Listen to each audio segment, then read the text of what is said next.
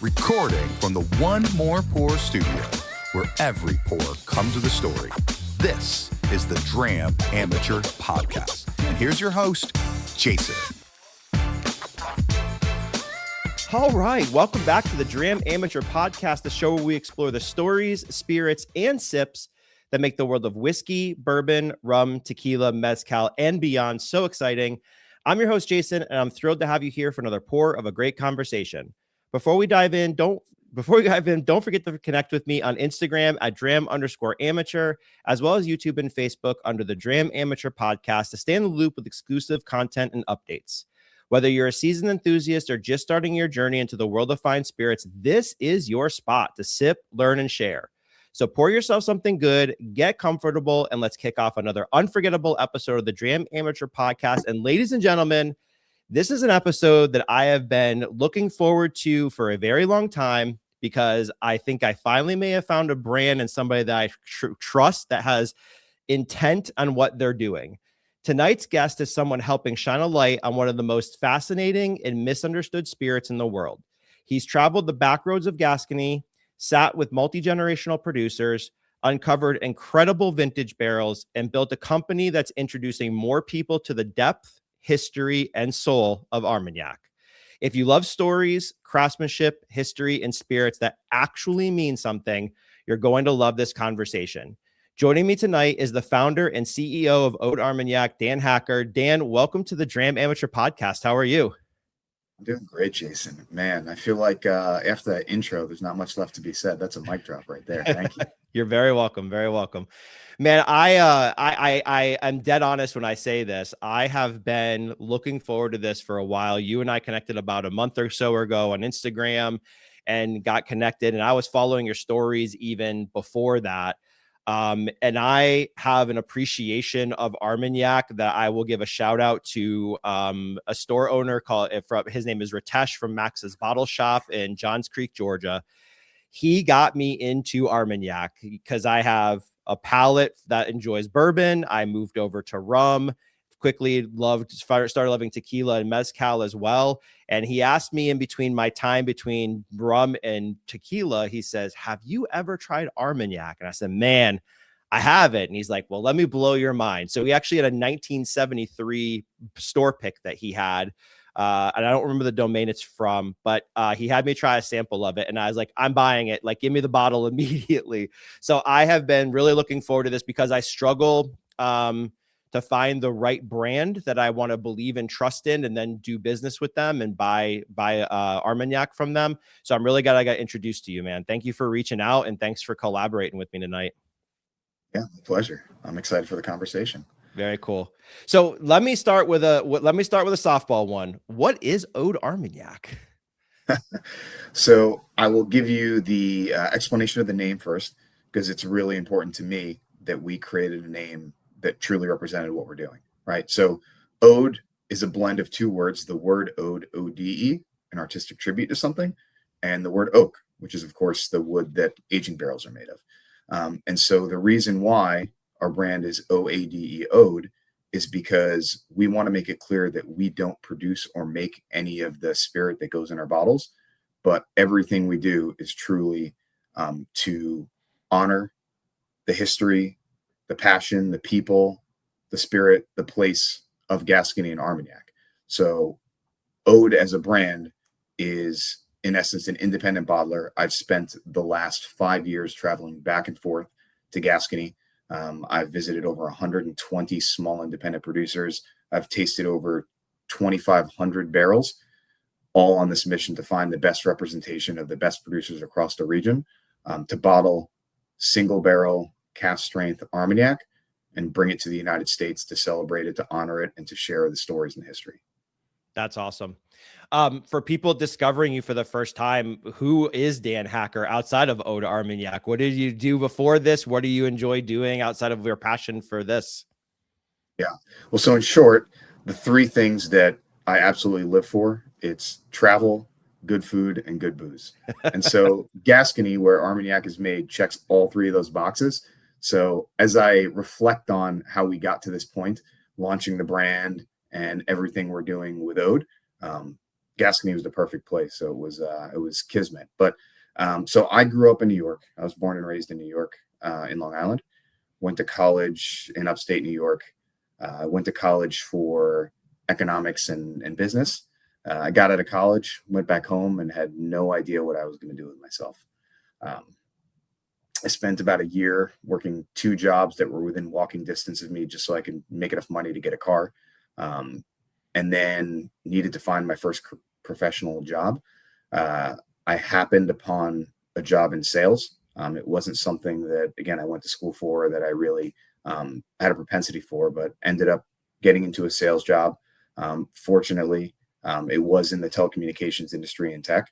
I ended up staying in that business for over 20 years. Had a great career, met a ton of people, worked for a couple of amazing companies.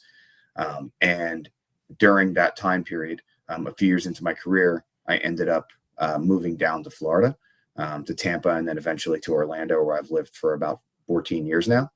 And so I lived down in Florida, married my wife shortly after I moved down to Florida. And fortunately, her and I share the same passion for spirits. So we found whiskey together almost 15 years ago.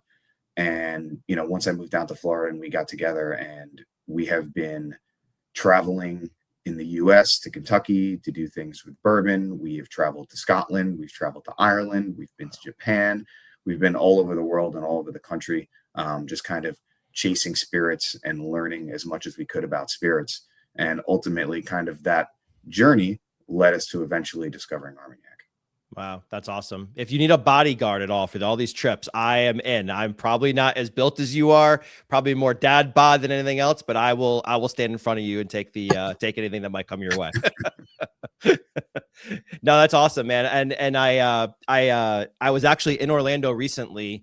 I had a long weekend there. My main office for work is down there, so I go there quite frequently. I had stopped into 5 Star Liquors and talked to, I think the owner's name is it Sam?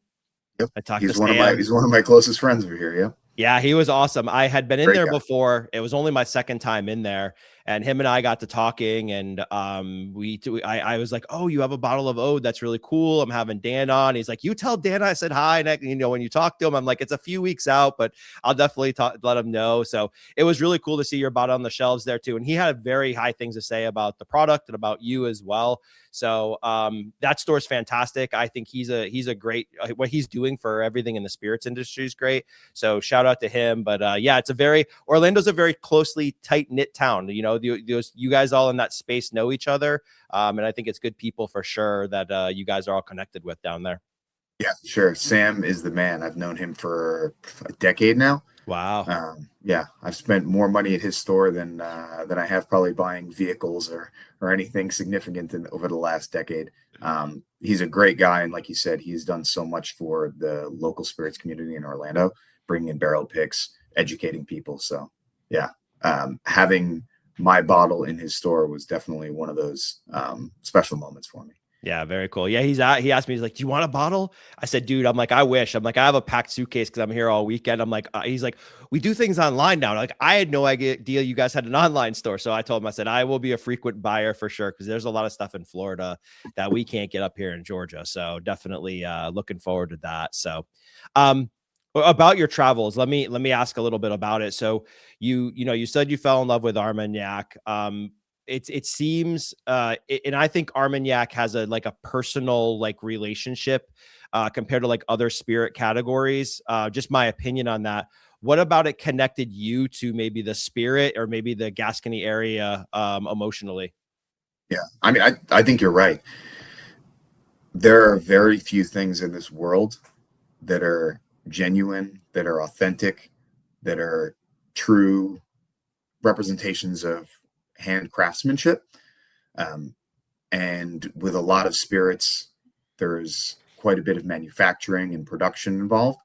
And so understanding just how small scale the production of Armagnac is, understanding how close to the people that make it the bottles are, understanding how close to the land that the grapes are grown on, the product is something that just resonated with me, right? Like, if you care about good spirits, if you're spending money like some of us do, which is crazy on the spirits that we buy, you want them to be the most genuine article, right? And so for me, it was just such a special thing when I started to learn about it. When I tasted it, I fell in love. But it's certainly something that I don't think there's many spirits in the world that could stand up to just how close to the producer Armagnac is. Yeah, it was cool. I read through your website last night. I think I read through as much as I possibly could, look at the stories from some of the producers. And to be honest with you, it makes this, it gives you this connection that I've never even been. I've been to Charles de Gaulle Airport, and that's about it in France. It's about all I've ever done in France before. But like there's this connection. You see it through those individuals that are pictured in the picture, even the little intricate details of like either the barn that it's stored in, the house that someone's sitting in, like the tile, the color of the fireplace behind it, the things hanging, the vineyards that they're walking in, right? Like there is this really out for me. I agree with you. There's this sense of connection, even though I've never experienced it firsthand. There's this sense of connection that something that was grown there, produced there, stored there for years and years and years in some cases, right? There is this really unique connection to that I find very very special. For me, mezcal is very much the same way. For me, I think it's very unique, the culture behind it, the history behind it. And I think it's a lot of the reasons why Armagnac's the same with me too. I'm a big history nerd and culture nerd and stuff like that. So I think it's really unique what the producers do, how they make it, how long they store it. I mean, if I had all these booze, I'd go drink them all the time, but there they are sitting, 30, 40, 50 years later, even more than that in a cellar, a basement, a barn, whatever. And it's just there, not being appreciated. So it's really cool that you've developed this company to bring this to the US and have us all appreciate that. And that's such a great point. There are times when we will go to cellars. And keep in mind, the majority of these producers have between 50 and 150 barrels total in their entire inventory, right? The equivalent of an hour's production at most whiskey distilleries. Such a small quantity of barrels, maybe a couple for every vintage from, decades back. And some of these guys are barely selling, 100 bottles in a year. Wow. And so we'll walk in the cellar and there will be an inch of dust across the cellar because they haven't done anything with the product in years, right? It's just sat there. And to see how excited they are that people are coming in that are genuinely interested and inquisitive and excited and want to understand everything about their history and the spirit and taste it with them. Like it gives me goosebumps because of those moments. It's not with every producer, but when we have them, it's like we got to have this moment with them that took years in the making for us to show up and for it to be the perfect storm for them to be able to share that afternoon with us. That's really cool. Yeah. And I'm going to pour a sample since that's the good segue to pour something. So you were kind enough to send me 3 samples. And again, I cannot thank you enough to try this. And one of the things I will say that I have not done, that I listened to other podcasts that you've been on, and they've poured them back to back to back. So they didn't do a blind or anything like that and have them in there, but they commented on the differences between the flavor profiles, which is something that for me, having 5 bottles of Armagnac right now, I have not done yet. So this is going to be really unique for me to try different ones that you provided me. So this one here is a vintage from 1986. So it's 38 years old, 43.7 proof. And the producer, does it say producer? Yes, I don't know. My glasses on, says The Farewell. So just to show everybody on the screen. So I'm going to crack this. Do you want to tell us anything about this one that you know? Yeah, no, that's a really special one. It's from Domaine Marquisteau. That was the first vintage that they distilled. And that is the last of that vintage. That there was a little bit left in one barrel from this 1986. I think we got, I can't remember the exact amount, somewhere around 70 bottles out of it. Wow. That was all that was left of their oldest vintage. We tasted it, loved it. They were gracious enough to sell us the remainder. We bottled it. We released it a month or 2 ago, sold out. I think I've got a couple of cases left, just kind of for my library. And it's, certainly a one of a kind. Domaine Marquisteau, one thing that's unique about them from an aging perspective is they age all of the spirit in all new oak. So Armagnac is aged in toasted oak barrels. The barrels are about 2 times the size of a bourbon barrel. They're 400 to 420 liters, so they're larger, right? So a full barrel yields, let's say 500-ish bottles. Normally, the process with Armagnac aging is it's put in a toasted barrel, and oftentimes it goes into a new barrel for 2 or 3 years and then transitions to a once used barrel in order for the producer to allow the Armagnac to age gracefully over the course of decades, right? Their concern is, hey, if we put something in new oak and leave it there for 30, 40 years, it may get fried.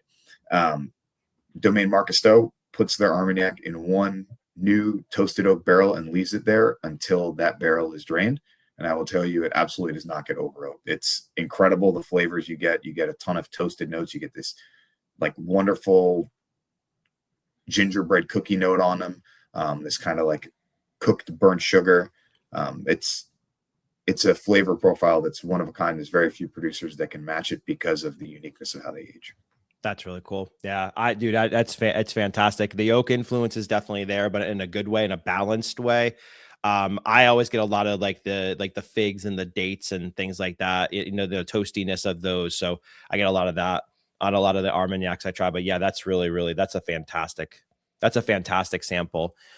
You mentioned the producers. So let me ask a question around that I want to kind of lean into a little bit. You spend a lot of time over there, right? Connecting, building relationships, meeting new people. What have those relationships taught you kind of about slowing down and appreciating what you are doing, right? And what you are bringing to all of us in the United States? Well, so I think at the beginning of this podcast, I mentioned that I'm a native New Yorker. So a native New Yorker and a Southern France community, certainly oil and water, if you will, right? From a sense of how we operate. And I'll tell you, it's been a lot of fun, especially my first couple of trips and kind of the initial communications with producers. I was always wanting to pack in as much as I could in every trip, make the most of it. Hey, I'll spend 2 hours here, then I'll quickly grab a bite, and then I'll go to the next place. And you immediately realize that that's just not how they operate. You mentioned slow down. Everything there works at a much different pace. And gives me an opportunity a couple of times a year to slow down and to think, right? Lunches are 2 hours, dinners are a minimum of 3 hours, right? So 5 hours of my day is spent with 2 meals, usually with good friends, with producers, spending time just enjoying what we're doing.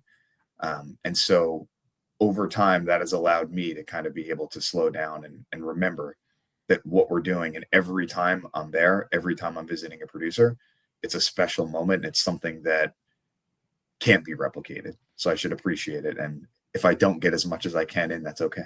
Yeah. I'll also say, I think a little bit of me rubbed off on them. I noticed they respond to emails a little faster. Instead of it taking a week, maybe it takes 3 days. They answer the phone a little more frequently. So I think we've done a good job of meeting each other halfway. That's really cool. Yeah, I will. I'll share with the audience. If you guys don't follow Oade Armagnac on Instagram, I highly encourage you to. Dan, I think you recently went to Gascony, correct? Like a couple weeks ago, 2 or 3 weeks ago. And Dan was kind enough to post pictures on his stories, I think maybe 20 to 30, 40 pictures a day, and kind of chronologing for the audience or us viewers or the people following a lot of what Dan just said, right? So there is, the food he's eating. It's the drive sometimes he's making. It's the pictures from within the cellars, right? Of them siphoning the Armagnac out of the barrels or the bottles, sitting down and drinking it. Pictures of Armagnac from 1900, and I think one was from like 1890 something. I was like, that is insane to me that is still sitting in someone's cellar and still available for you to try and taste. And for me, again, a history nerd who has a passion for this, it is really cool that you allow your followers to kind of live that experience through you doing that. So kudos to you for understanding the importance of it and sharing that with all of us, because I think it helps connect us more to what you're doing as well. And it helps to share a little bit about your experiences there. Well, I'll tell you, one of the most challenging things with creating a brand built solely on Armagnac is the fact that after over 700 years of documented history of the spirit, it's still such a little known spirit. And because it's, across the globe from us in the United States, sometimes it's hard to connect. And when I'm there, every time I'm there, I'm just like, man, I guarantee you, if I could bring every single spirits drinker that I come in contact with here for a day, they will fall in love and they will get into Armagnac, right? And it's hard to tell the stories only, but to be able to document it, take photographs, take videos, and share it with people, at least they can get a little bit closer to the experience. Yeah. Agreed. I know I do. That's the bit. I know I do. So you got one at least, which is really cool. When you were launching the brand, let's talk about the brand launch before we get into a little bit more, maybe specifically about Armagnac productions and things like that, and the grapes that they use. When you were launching it, what was the biggest risk you felt like you took when you first started? Was there something that you had that moment that you were like, man, I don't know, I need to slow down, maybe take a different approach? Like, what was your overall biggest risk you felt you encountered? So everything was a risk. I had no experience in the alcohol business. I had no experience in imports. I was not an entrepreneur.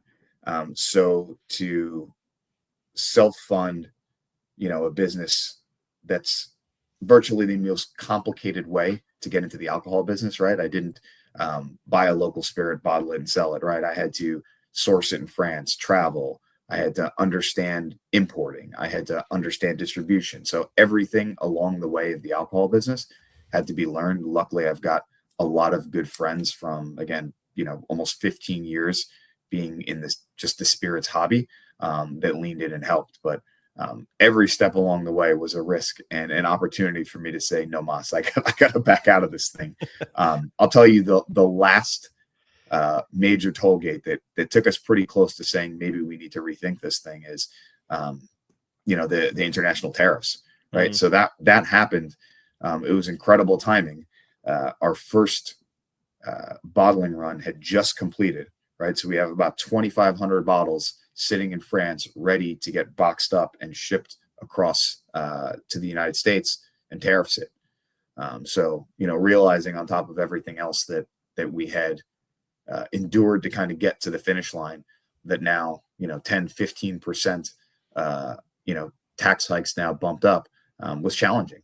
But, ultimately we weathered it, and we imported the bottles, and it's been pretty incredible seeing the reception for the brand. It is still Armagnac, so there is a ton of education for consumers to be done, and that's the most fun part, right? Getting out, telling the stories, sharing the spirit, watching people have the aha moments or their eyes light up when they try something that they really enjoy, and that's just part of the process. No, that's really cool. And one of the things I learned last night, and I had heard the story before, or I heard about it beforehand, and I was kind of surprised by it. I don't know if I heard it on a podcast that you were on, or if I was just talking to somebody, but what a lot of people may not understand is that a lot of the producers do not have stills like on site, like a major bourbon producer might have. They have, I think they're called, and please correct me if I'm wrong, like a mobile, like alembics, did I say that right? Alembic still or something like that? Alembic, yep. Yeah. Okay. So I did that right. Okay. That's good. And I was really intrigued by that. So like, what does that process look like for them? Do they harvest the grapes? They store them. A still gets delivered to their house, or somebody comes, they distill it all, and then they barrel it and let it sit. Like, what does that look like at a high level, so everybody kind of understands that? Sure. I'll take one step back to get to the answer there. So at a high level, right? So Armagnac is a brandy. A brandy is any spirit that's distilled from fruit. Armagnac in particular needs to be made from grapes that are grown in this small region, the Armagnac region, from one of the 500 small producers. And because it is made from grapes, it's not like whiskeys. When we think about whiskey, it's, whiskey's produced year round, right? They get the grains, they continue to make the mash, then they distill it and they put it in a barrel, and they repeat the process. With Armagnac, it's a once a year process. They spend the entire year working through harvest, the same as wine, in the hopes that the climate and all situations around them are conducive to them getting a good yield, quality grapes that they can then ferment into wine and then ultimately distill. And so that happens in the fall time, is when harvest happens. And then as everyone's harvesting, there are these traveling stillers. There's about 6 to 8 of them. They travel around the region. They have these small alembic stills. They're continuous column stills that distill one time. And they hitch them on the back of trucks and they drive them around the region. So they'll normally schedule out, I think distillation period is almost 4 months. So it's basically like the beginning of winter through to the end of winter. And so they'll schedule it out and they'll go from producer to producer based on that scheduled time. The producer will have already made the wine. They have the wine waiting right at the right time for the distiller. The distiller comes, they park the still somewhere on property. Oftentimes it's even indoors. There's usually a cot put next to the still. The distiller then starts the distillation. Usually it's about a day to a week, depending on the yield. And it's just continuously done. The distillation is a bit lower than most spirits. So it's distilled between about 50 and 58%. And they do that again for as long as it takes, a day, a week. And throughout that time, the distiller stays on property. They sleep on that cot. And usually there'll be one or many large parties for the family and kind of the local community, just to kind of celebrate the distillation and enjoy the time, knowing that this is a New Year's harvest that's now being distilled into spirit. Wow, that's really cool. And is there, once it's distilled, is the method for aging a lot like the methods for like bourbon or something else? Are they targeting a certain amount of time? Do they not care? Like, what does that look like maybe from an age perspective? Yeah. So I would say, as much as people talk about terroir, grape varietals, distillation as things that make spirits or brandies, Armagnacs unique, for me, now going through, visiting over 120 different independent producers, for me, it's the aging conditions that really show such drastic differences. First, it's the barrels. So I mentioned, right, like the barrels they use are 400 to 420 liters. They're toasted, not charred like bourbon. They do not have to be new. So they could use new, they could use used, they could do a combination or a transition, like I mentioned, which is very much variant based on the producer. So it's either based on kind of their history, right? They say, hey, for 50 years, 100 years, we've been doing it this way. We think this is the best way. So we use this process of aging as far as, hey, it goes in a new barrel for this much time, then it goes in a used barrel for this much time. Or it could be based on their financial means, because a lot of these producers producing Armagnac is not their main source of income, right? These guys are harvesting the majority of their grapes for wine. They're farmers that have other crops. They've got livestock. They're doing other things. And Armagnac is just this kind of aside that they do as this obligation to their property, to their family, to their legacy. Wow. And they'll sell a couple of bottles here or there for most of the producers. And so a new barrel now, I think, is 14 to 1,500 euro. So for them to spend that kind of money on barrels every year could be challenging for some of the producers. So sometimes, just based on necessity, they may age in used oak more than new oak because it's more affordable. And so that's the barrel piece. So there's more variation in the barrel than there are with other spirits as far as the consistency from producer to producer. But beyond that, the aging conditions are dramatically different from every producer you visit. So some of them could be more like kind of an underground or ground level cellar that has a dirt floor or a stone floor with puddles on the ground, kind of mold on the walls, and places like that. The aging is different in the sense that oftentimes they lose alcohol over time. They get this concentration, the saturation, right? There's kind of a different vibe to the air there versus some of the producers. It may be in a drier, more a climate or an area that has more airflow. So those places may maintain alcohol or gain alcohol, right? And so there's a lot of variation. I told stories on other podcasts, and there's the first release that we came out with is called Fulfill the Dream. That one is 37 years old and it's 60.5% alcohol, which is crazy. For an Armagnac over 30 plus years to be over 60% alcohol is something crazy happened to that, because it probably wasn't even distilled that high. And for that barrel, that and a handful of barrels were sitting up at the top of like an attic in a barn that had a ton of airflow, a bunch of heat. It was very dry.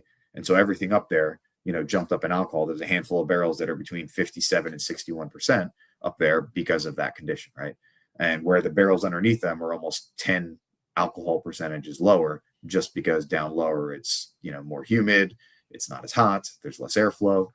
So the aging conditions, because they're not these kind of sterile manufactured rick houses that have thousands of barrels in them, from producer to producer, or even the same producer with a couple of different spots they kind of nest barrels, there's a lot of variation. That's cool.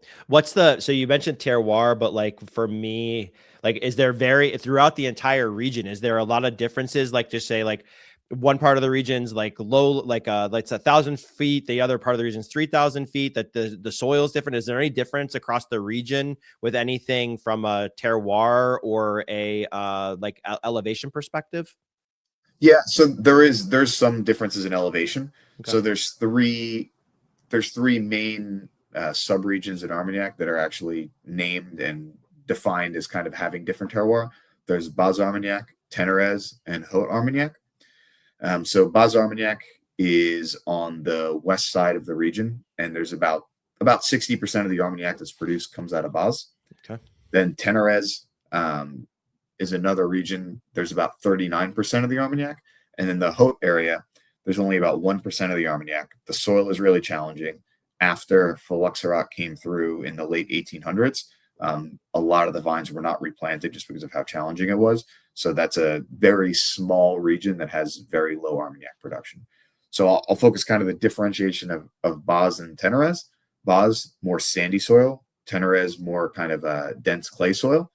And the main differences in terroir, or what they drive from a flavor standpoint, is for Bas Armagnac, it's a more delicate, fruity Armagnac that is oftentimes distilled a little bit lower and bottled a little bit younger, because they believe that they can kind of reach peak maturity earlier, and there's a little more delicate nature, so they don't want the wood to take over. Whereas at Ténérez, it's a little more rustic, it's a little more powerful.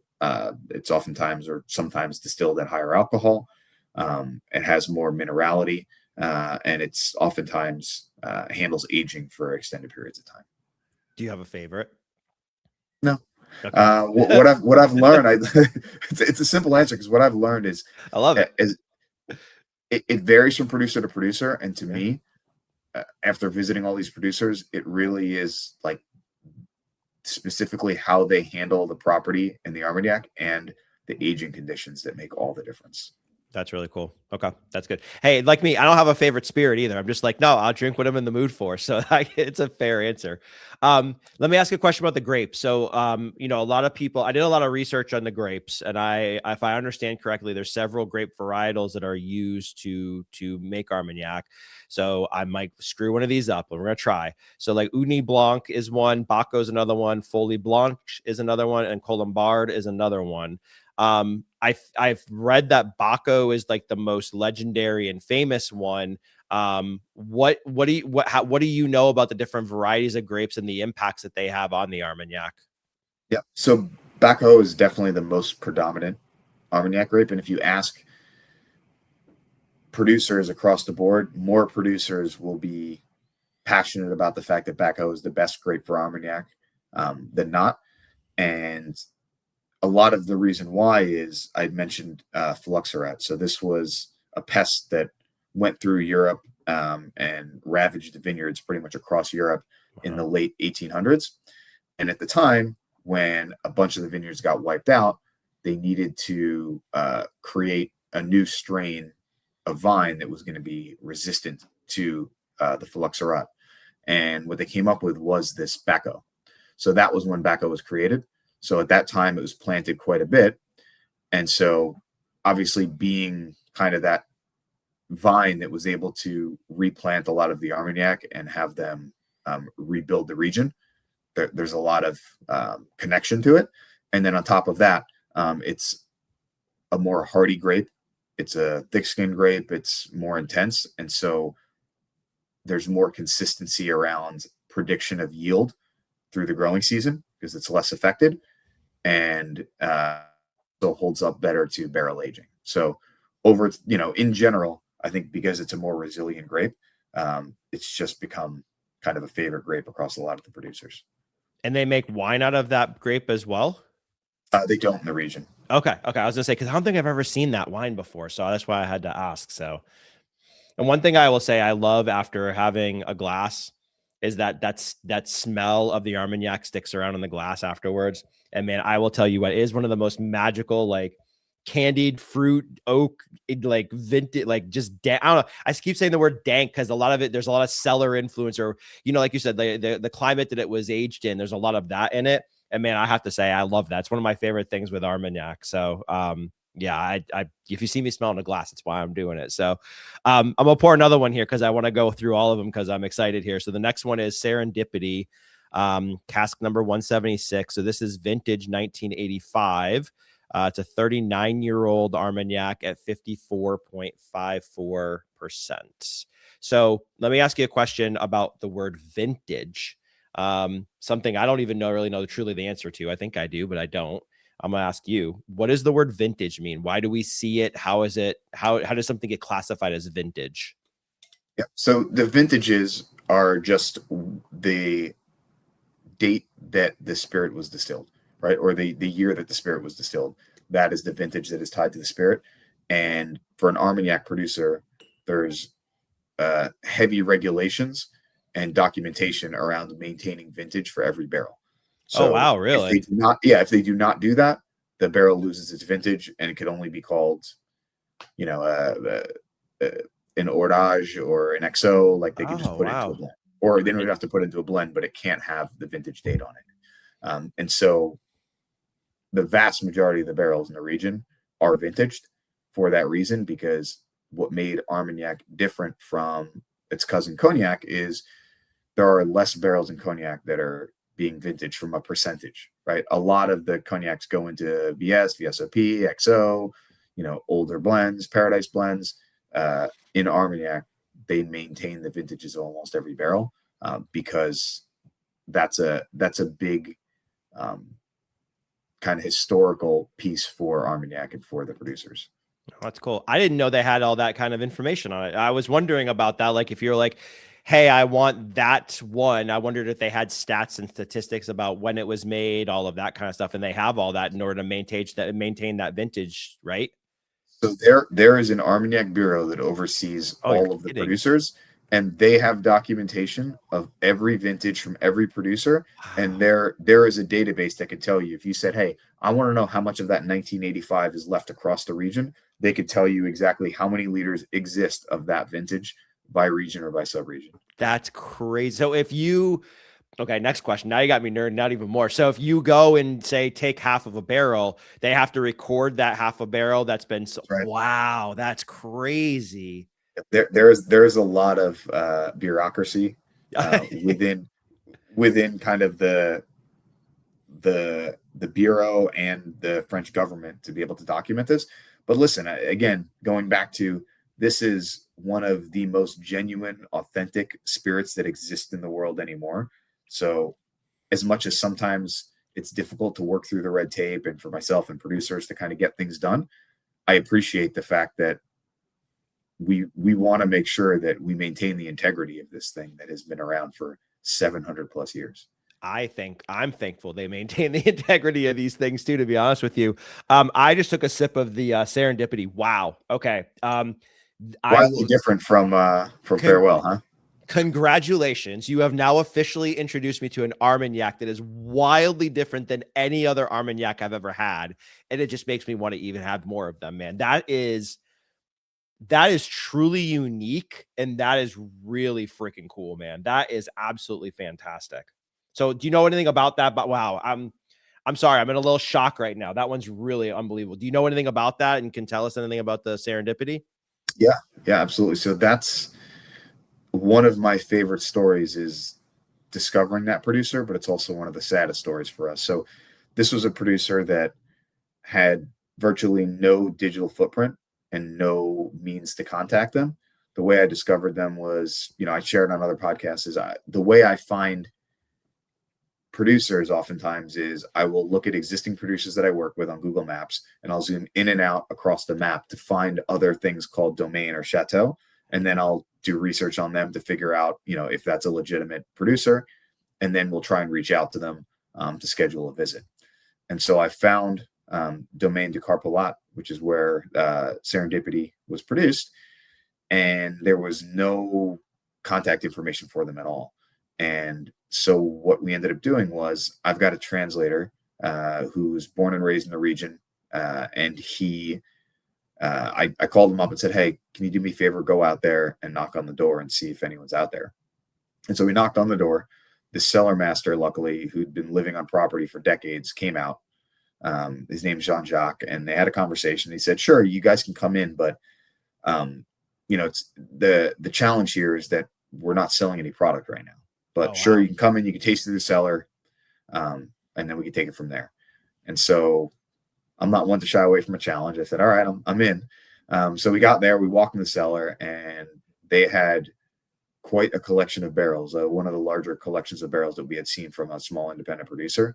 And it was a unique aging condition. It was a very dry cellar that they literally have to bring buckets of water into to try to get some level of humidity. And hence you see that one, I think that 85 is, about 55%. Yeah. And so we got there, we tasted through barrels, and we found, some casks that we thought were fantastic.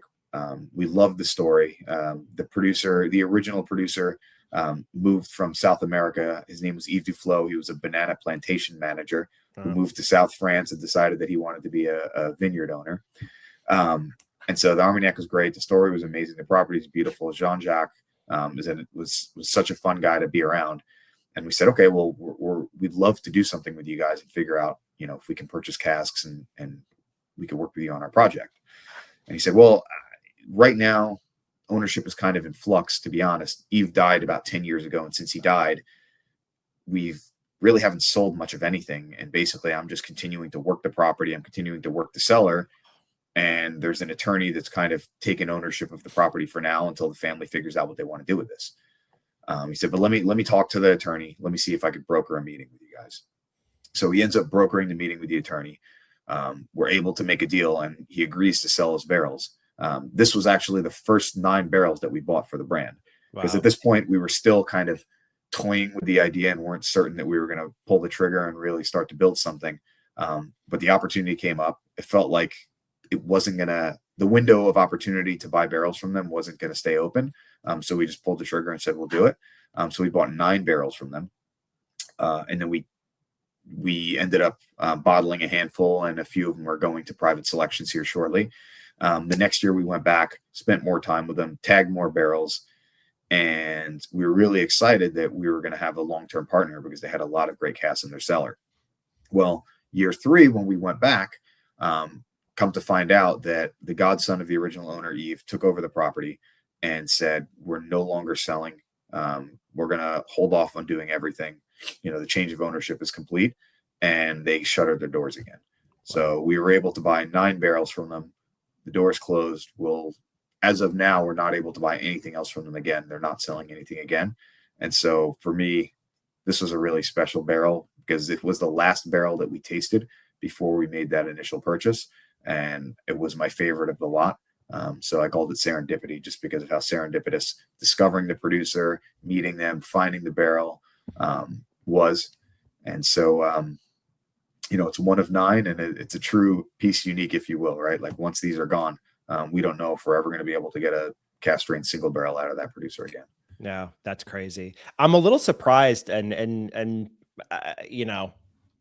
I guess I'm a little surprised that somebody would close their doors to selling like anything to anybody. And I'm sure there's a reason behind it, but I mean, I would assume, you can't, depending on how many barrels they have, right? They can't drink it all themselves. They're big barrels and things like that. So I'm really kind of surprised that, people would close off the ability to sell something like that, make some money, some revenue for their family, whatever, the farm, or the domain, I'm sorry.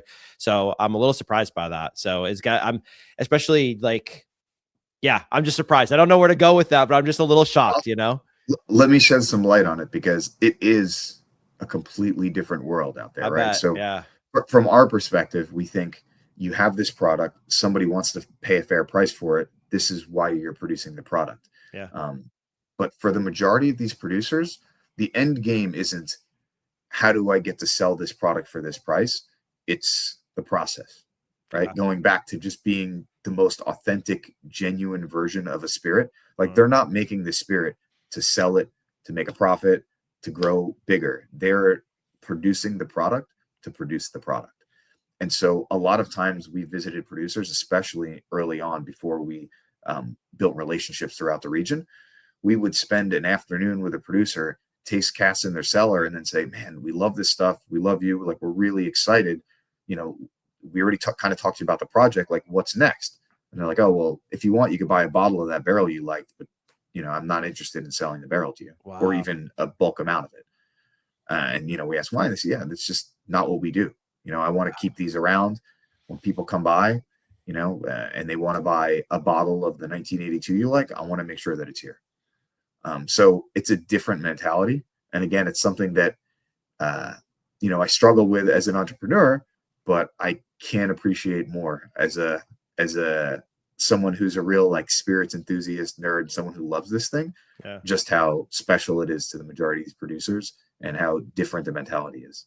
That's cool. I got mad respect for that, actually. And a little backstory for me. I grew up in Massachusetts. I grew up in a small town in Western Massachusetts, probably 50% Portuguese. And the Portuguese community would make their own Portuguese wines, and everybody would have, they used to have competitions. They used to have people come over. They used to have families of all these different Portuguese families come together, and they used to try everybody's wine and things like that. And they weren't for sale, right? I mean, I've seen some underground storage facilities for these barrels of wine, or these however they stored them, that would surprise you in a small little community in Western Massachusetts. So I actually have mad respect for that. And I agree with you. It's like, when we used to go over, it was just, you know, like I said, people would bring bottles from different families if they were together.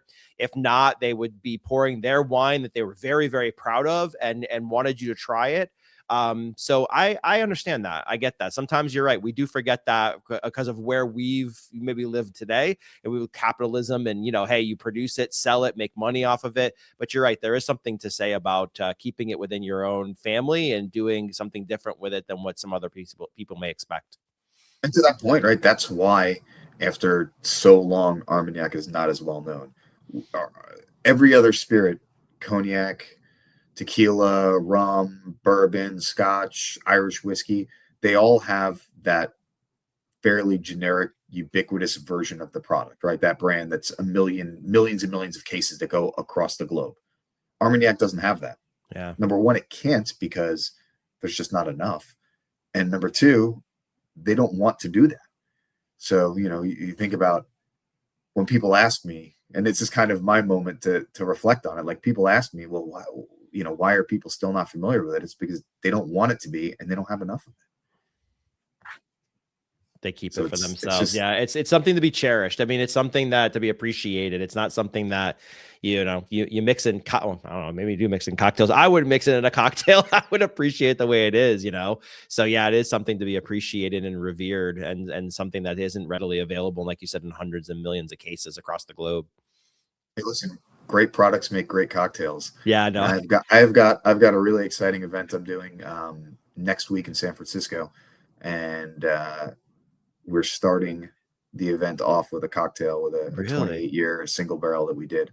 And we're going to make a heck of an old fashioned with it. Okay, now you have me intrigued, and I want that recipe when you guys do it. That's awesome. That's awesome. Let me ask another question. So we mentioned tradition, right? I want to kind of dovetail into a little bit more of that. So, like, I feel like a piece of what you're doing is help to preserving that tradition, right? You're doing it all the way halfway across the globe in a completely different country, and introducing this to all of us. Like, how do you balance preserving that tradition while you're also making Armagnac approachable more of us in the United States? Yeah. Well, so honoring the tradition is everything for Oade, right? Like, everything that we're doing is trying to take a page from what they've done over generations and centuries, and being able to share those stories and share the history of the spirit, and at least be an extension of just how genuine they are as a spirit. But how we make that more translatable to the US market. If you look at our bottles, right, everything we did was intentional. So it does not look like any other Armagnac bottle on the market, right? It is bright blue. It has a unique shape to the label. It has the age statement big and bold on the front, right? These are all very thoughtful, intentional plans for me to say, hey, I want this brand to be something that stands out on a bar, stands out in your collection, stands out when people look at it, and it's a very memorable and recognizable bottle. But at the same time, the spirit inside is still that thing, you know, that ancient spirit. And the back label still is a representation of the producers that we source from. So the back label has their logos, it has their stories, it has the details, because we still want to honor that tradition, but we want to be more modern and appeal to a modern drinker. No, that's cool. And talking about like modern drinkers, like what are you seeing with your consumer base, right? Are you seeing different generations appreciating this and being introduced to it the first time? What does that look like from your lens, from a consumer perspective? Yeah, it certainly is different generations. And what's fun about Armagnac is almost anyone can get a birth year bottle, right?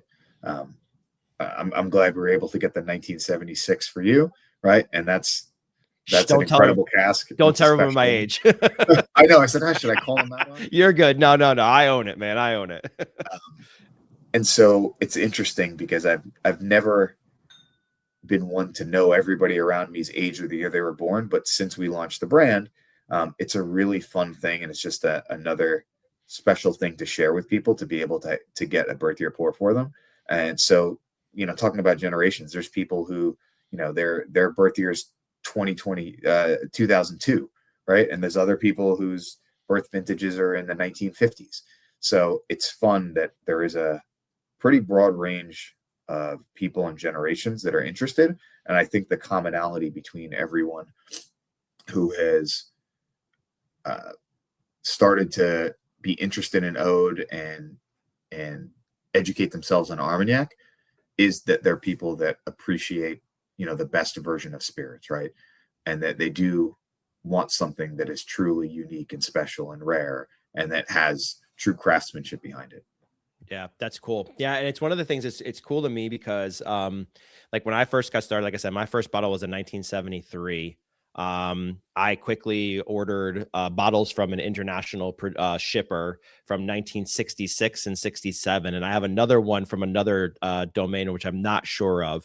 And I was always thinking, like, listen, like the older vintages are where it's at. Like, I mean, I have 35-year-old rum and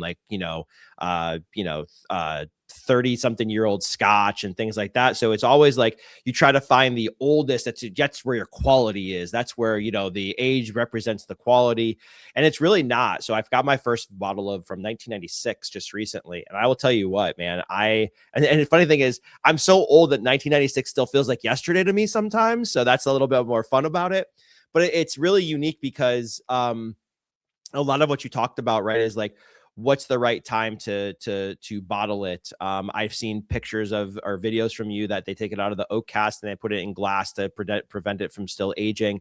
So I really do.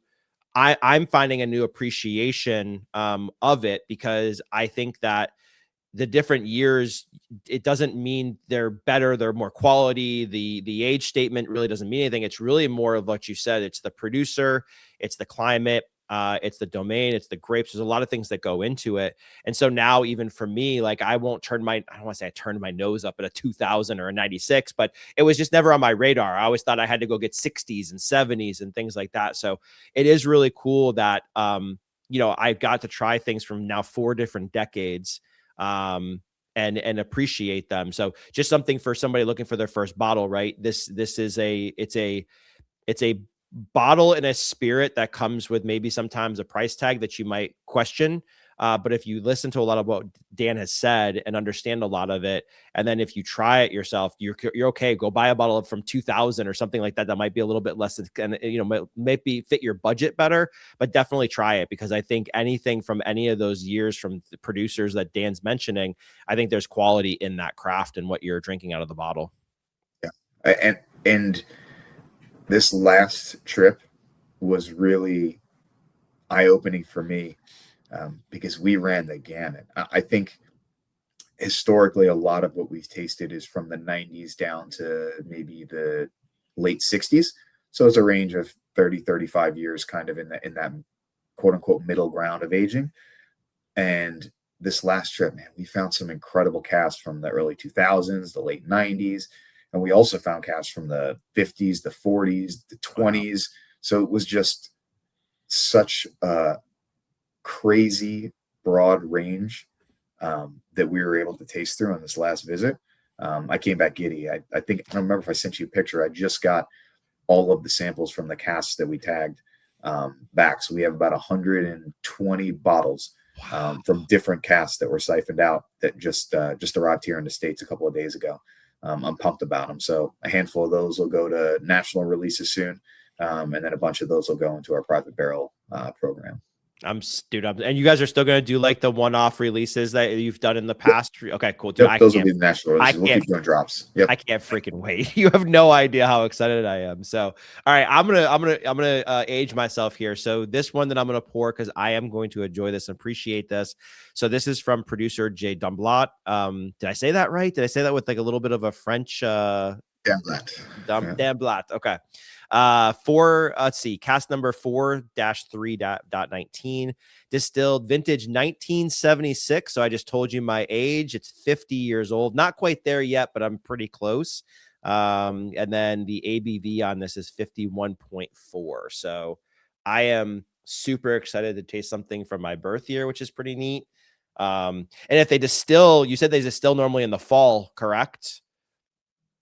In the wintertime. In the winter. So yep. They harvest fall and then they distill in the winter. Okay. So I'm a November baby. So this may have been distilled even in my birth month. So who the hell knows? We're talking like probably within 60 days, you and this spirit were born. That's pretty cool, man. That's pretty cool. That's crazy. So yeah, thank you for thank you for sending this to me. My gosh, that is dark as all get up. That's crazy. Do you know anything about this bottle? I know you told me it's a recent one that you just brought back. Do you know any details on it at all? So Dumblat, they are what's called a négociant. And so wow. And so what négociants do is they buy and sell barrels. They're a barrel broker in essence. Okay. And so Samuel and his father started the business in the early 80s, and his son now runs the business with him. And so they've got a property that has a really interesting layout. It's a building that's right off the side of the road.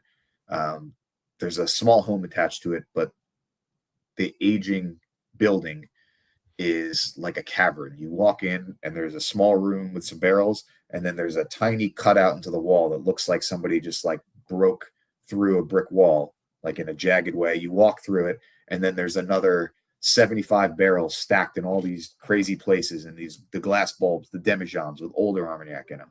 And then you keep walking through, and then you can bust to the left, and there's another kind of blowout in the wall where there's another area where there's a bunch of barrels stacked, maybe 15 feet, 20 feet high. And so it's just this gnarly looking building that has an incredible collection of Armagnac. And because they've been doing it since the early 80s, oftentimes if producers do need money, right, they know there's a handful of guys like Samuel that they can call to say, hey, I've got these barrels. Do you want to buy them? Yeah. I need to buy a new tractor. I need a new car. My kids need to go to school, whatever the case may be. I need some money.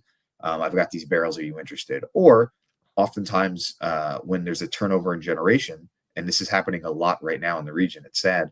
The younger generation now that are 20s, 30s, they don't want to take over the property and spend the next 50 years on the property. Wow. They want to go off and, lead another profession, or they want to move out of the region. And the current generation doesn't have anyone to take over the property. So they have to end up selling the barrels, selling the property, and moving on. And so, again, people like Samuel, who has been supporting the community, right? Like not taking advantage of them, but genuinely somebody who they've trusted for over 40 years will end up buying barrels that way as well. And so he's been buying barrels. He also sells barrels overseas to Asia and to other clients. And so he just kind of is this buyer and seller, this broker of barrels. And so this specific barrel came from a producer that no longer exists. And so he bought the remainder of their stock years back. And there were a handful of barrels. And funny enough, the 1982 private barrel we did for Central Florida for here in Orlando, that's at 5 Star Liquor with Sam. Mm-hmm. It's a 1982, and it's from the same defunct producer, Farbos. No way. So I happen to be a big fan of this producer. Again, there's only a handful of barrels that exist from them anymore, and they're all basically in the cellar of Damblet with Samuel. And so that 1982 was already bottled. There's a 1975 from them that's being bottled later this year for another private group. And then this 1976 is another one. Wow. Yeah, it's fantastic. And kudos to you again. As I mentioned, I have not had, again, the Armagnacs I have, there's probably differences, but to me, they're probably subtle. I have now had 3 pours tonight that are so wildly different. The last 2, the first one reminded me a lot of the bottles I have. There's similar qualities. This one and the Serendipity one, so different than anything I've ever had. So this is really fun. And now it just gets me more engaged and involved. And I'm like, I want to know more. Tell me more. Like, give me more. So, man, that's awesome. I can't thank you enough for sending this. This is amazing. It's amazing. A lot of fruit on the nose, a lot of candied notes to it too on the finish. It's, again, I think the one thing that I do appreciate, it's not over oaked in any way, shape, and form. It's very balanced. It's fantastic. It's got a great flavor to it. I'll tell you, give it a little bit of time in the glass. You mentioned the nose. I think the nose on Armagnac of all spirits is just the most potent and intense. But if you give that, 15, 20 minutes of time in the glass, the palate will evolve quite a bit, because you got to remember, this thing was sitting in a barrel up until a couple of weeks ago. It was sitting in a barrel for 50 years. Yeah. So it certainly needs a little bit of time to breathe. That's crazy. Oh yeah, there will be a small pour of all of these later. Appreciate it later tonight, as when this is over, for sure. This is really, really cool. Let me ask you a question about your experiences, right? So again, we've shared that you posted a lot of your experiences the last trip. Like, if you were to think back about all your experiences, right? Think about sitting outside of meeting somebody for the first time, or going back to somewhere that you've been. You're standing outside of either a barn or maybe a cellar door, and the door hasn't even opened yet. Like, what's one of the most memorable experiences you've had with, getting to meet somebody, then stepping into a piece of history and seeing something that you may not have seen before? So what's your biggest or most fondest memory you've had with that scenario? So I told you a bit about the story from the last producer, Domaine Carpolat. Mm-hmm. I think that's certainly one of the most fun stories, when we finally were able to kind of use sleuthing to find the producer, get an appointment with them, and then walk into the cellar. And what we found was as good as what we had hoped it would be, right? It was certainly lived up to the excitement. I would say probably one of the other great moments was the first time I visited Maison Orion. So they're one of the producers we work with, and one of the first that we met in the region. We've become very close with Florent and Isabella, the owners of the property. The properties dates back almost 150 years, from 1880. Wow. So we're coming up on 150 years here in 4 years? Yeah.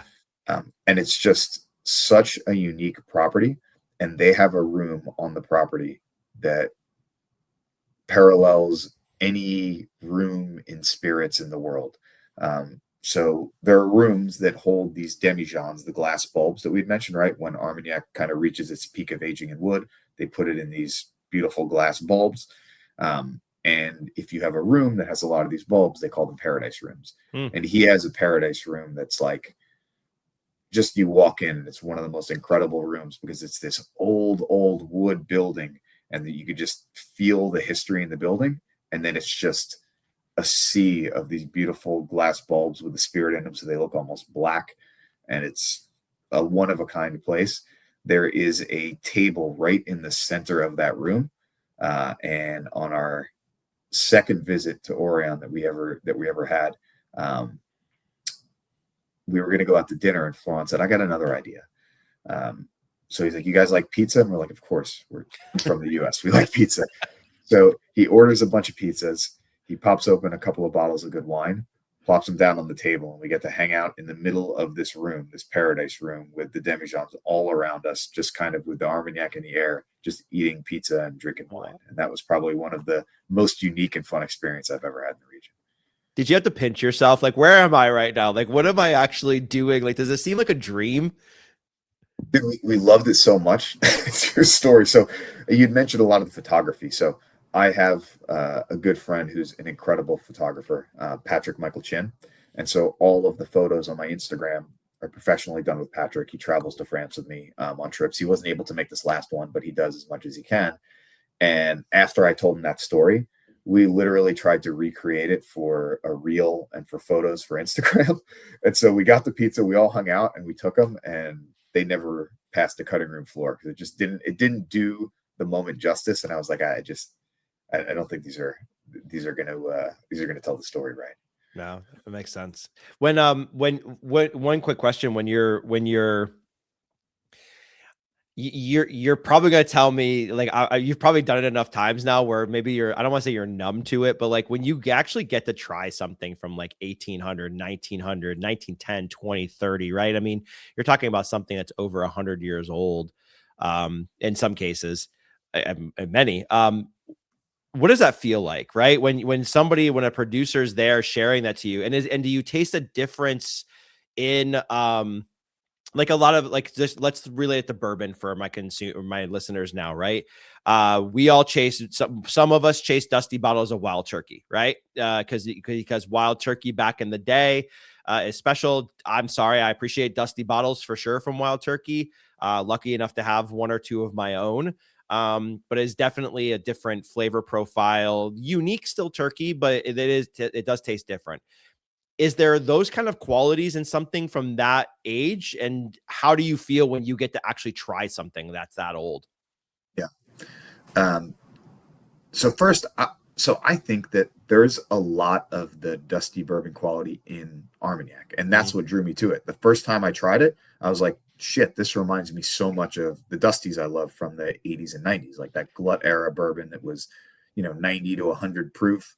And it had a 10 or 15-year age statement on it, but it was clearly older. Like, that's what I get in a lot of the Armagnacs, and that's the style of Armagnac that I like, right? Delicate, light, that's not my vibe, right? Like this concentrated, rich, intense, like that has that complexity, like that's what I go for. So I definitely think those notes are in it, especially with the older Armagnacs. And it doesn't ever get old. So especially when you're drinking these really old vintages, they are so special, and these producers hold them so dear. They hold everything so dear, but when it comes to these, like the idea that they're going to share this with us, those are usually the moments that we slow down. I had tasted over 500 casks in the 10 days we were over there. Wow, Richard. Oh my yes. gosh, really? And so that, that kind of goes against a lot what I'm saying, right? We move quick and efficient, but when those moments come up, and we're really fortunate this last trip, we had so many of those moments, where more than I've ever had, and maybe it's just a product of the more time we spend with the producers, the more time we build these relationships, and we're friends now. Like, they're finding these things, or they're pulling out these things that they want to share. I was at Orion as one example. It's crazy. He had this bottle. So it was like maybe a 200 ml bottle. So a smaller bottle, old, it just looked like an ancient glass bottle that was half full.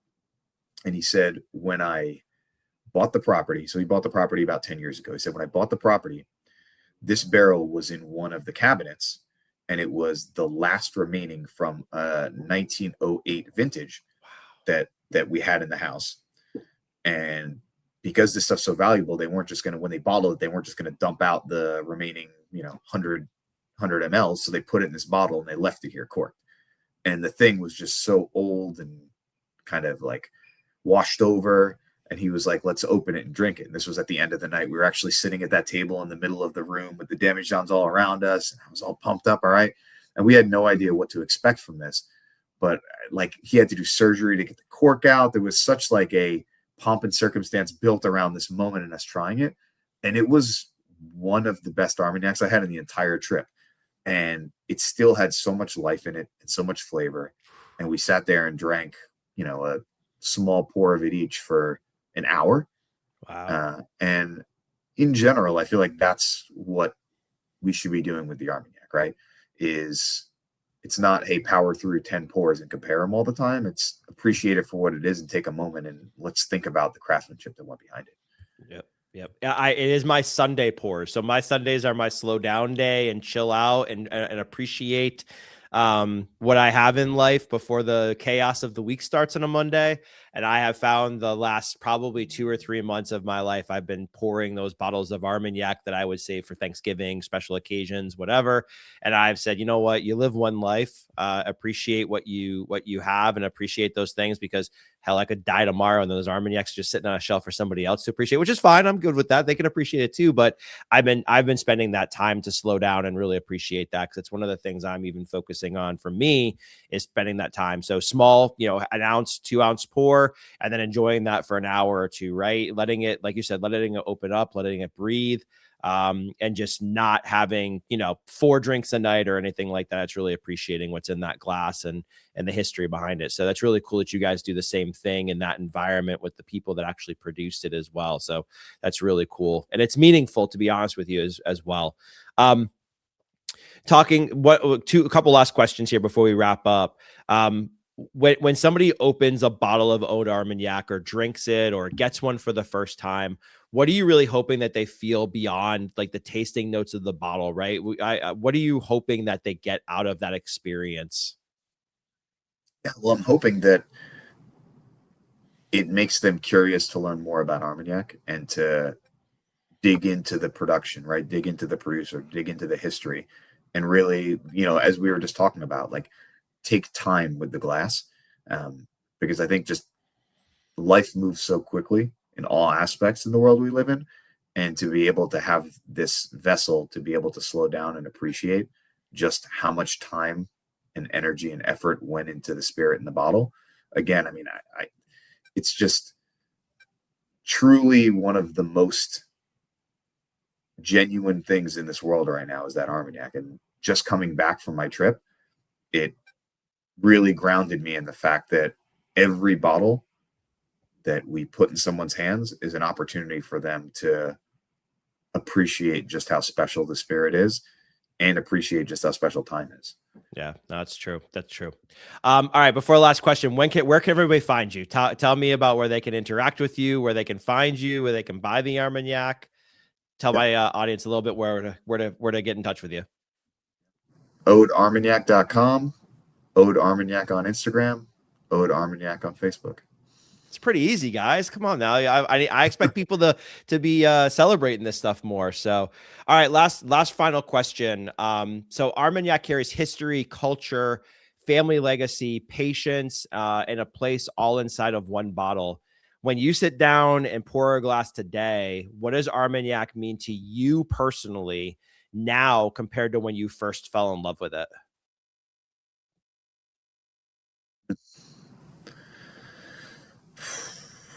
That's a deep question. I think when I first fell in love with it, it was just how incredible it was as a spirit, right? What it tasted like, what it smelled like. But now to me, it's a representation of, I keep harkening back to it. And I think it's because I just came back from there, just it being one of the most genuine and authentic things in the world. And every time I get to pour a glass, every time I get to share a glass, every time I get to spend time celebrating the spirit, I feel like it's time well spent. That's cool. Well, Dan, I can't thank you enough for coming on the podcast. Thanks for reaching out to me and collaborating with me. Thank you for sending samples, especially one from my 50-year-old birth year. I told you guys my age again. But man, I honestly cannot thank you enough. You are you're an inspiration, and you're somebody that I truly believe is building something around a spirit that actually makes a difference in the world. It reminds people a little bit more about why this community exists, right? We support each other. There's a history behind it. There's culture behind it. There's legacy from families behind it. There's agriculture behind it. There's so many pieces of this spirit that should be revered and celebrated. And I'm really glad that I've got connected with you, and I'm really excited to see what you continue to do and build from the brand Oade, because I think that you really, you've built something that allows all of us as consumers to connect to something. I just encourage you more to keep doing what you're doing, because it's obviously something special that's starting to really maybe shift into a new area for all of us to appreciate. So thank you very much for coming on the podcast and celebrating along with me. I appreciate it. Thank you, Jason. We got to share a pour in person pretty soon. Absolutely, man. Absolutely. I'm down in Orlando. We will figure that out. I'll let you know when I'm there. So, all right, everybody. Well, that's a wrap for this episode of the Dram Amateur Podcast. A huge thank you to Dan for joining the podcast, and to all of you for tuning in, sipping along, and being part of this amazing community. If you enjoyed the show, please take a moment to like, share, and leave a review. It helps me grow and reach more spirit lovers like you. Until we get to share one more pour together, cheers. That wraps up another episode of the Dram Amateur Podcast. Thanks for being part of the community and the conversation. Until we get to share one more pour together, cheers.